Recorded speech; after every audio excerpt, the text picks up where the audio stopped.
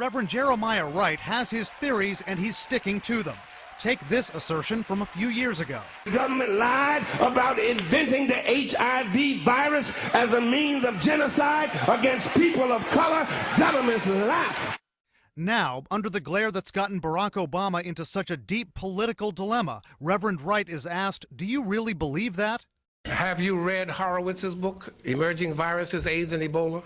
In the 1996 book, Emerging Viruses, Dr. Leonard Horowitz wrote that HIV was introduced to gay men in New York and blacks in Central Africa by a U.S. government-sponsored hepatitis B vaccine, a program of genocide, Horowitz claims, designed to reduce the world's population.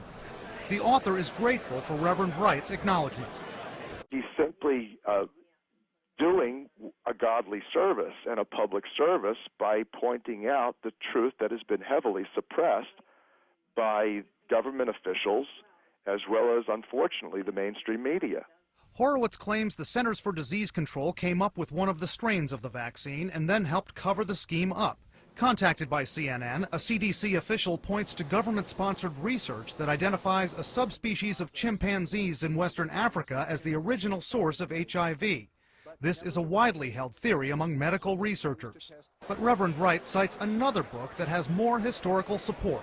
Have you read Medical Apartheid? Based on the Tuskegee experiment and based on what has happened to Africans in this country, I believe our government is capable of doing anything. The Tuskegee experiment was a government-sponsored program started in the 1930s to examine the spread of syphilis. Men who already had it were not told, and a cure was withheld from them.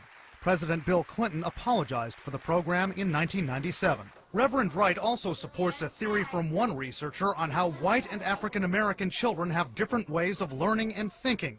The theory that kids with European origins have a left brain cog from which they learn by observing objects, and that African American children are right brain oriented, learning creatively and intuitively from people.